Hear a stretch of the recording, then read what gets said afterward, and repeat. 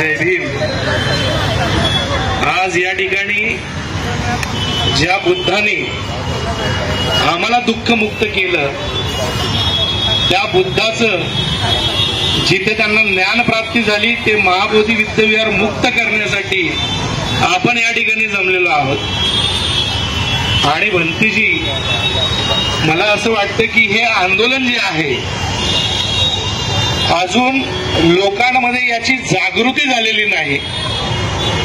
आपण जी मागणी करत आहोत तर बुद्धिस्ट टेम्पल ऍक्ट 1949 रद्द करा।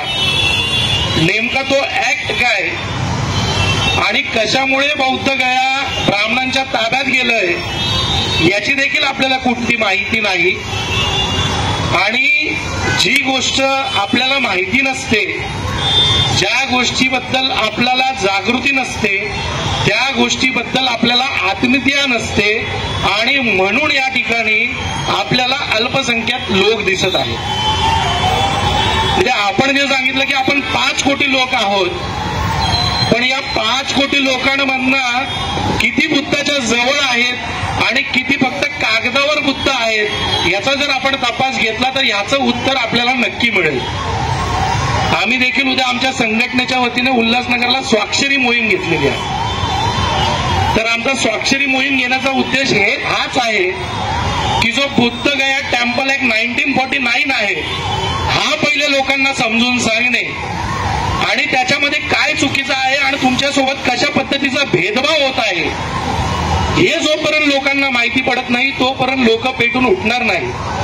मी इथं उपस्थित तुम्हाला सगळ्यांना विनंती करेल की तुम्ही बुद्ध गया टेम्पल ऍक्टचं सेक्शन 2 आणि सेक्शन 3 वाचा आणि त्याच्यानंतर एक विश्वनाथ काशीनाथ टेम्पल ऍक्ट 1983चा आहे, उत्तर प्रदेश सरकारने बनवलेलं, त्याचं सेक्शन 2 आणि सेक्शन 3 वाचा। तुम्हाला लक्षात येईल की बौद्ध म्हणून तुमच्यावर किती मोठा अन्याय या देशात झालेला।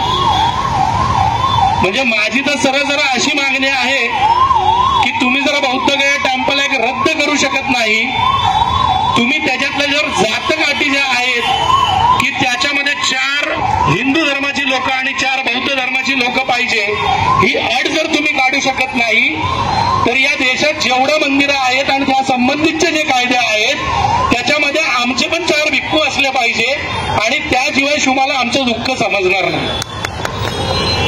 त्यामुळे लढा देत असताना दोन्हीकडची तयारी आपली असली पाहिजे।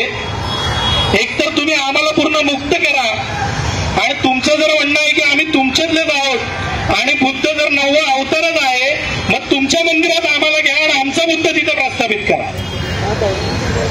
आणि हे जे आंदोलन म्हणती जे आपण सुरू केलेलं आहे, आजचा पहिला दिवस आहे।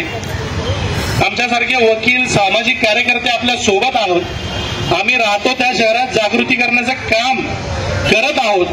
नक्कीच हे आंदोलन बौद्ध गयामध्ये ज्या प्रमाणात मोठ्या प्रमाणात झालेलं आहे, म्हणजे वंते विनाचार्य जे आहे ज्यांनी हे सुरू केलं त्यांचं मी अभिनंदन करीन की त्यांनी जवळजवळ ही मुवमेंट 4-5 वर्षापासून सुरू ठेवली आहे आणि आज शहरात लोक याबद्दल निदान बोलताय। तर आज आपण बोलतोय, उद्या यासाठी आंदोलन करू, परवा रस्त्यावर उतरू आणि नक्कीच आपल्याला न्याय मिळेल आणि कायदेशीर मार्गाने मिळेल याबाबत मी फार पॉझिटिव्ह आहे। कारण बुद्धाने सांगितलेलं आहे की आपण ज्या ज्या गोष्टी कुशल कर्माने करू, कुशल माध्यमातून मागू त्या गोष्टी पूर्ण होतील। तर आपण अशाच पद्धतीने हे आंदोलन सुरू ठेवू आणि आमचा स्वराज्य संघटनेचा आपल्या या आंदोलनाला पाठिंबा आहे। आम्ही आपल्या सोबत आहोत, आपल्याला जेव्हा केव्हा आमची आवश्यकता लागेल आपण आम्हाला आवाज द्या, आम्ही आमच्या सोबत उभे राहू। धन्यवाद। जय भीम, जय बुद्ध, जय भारत।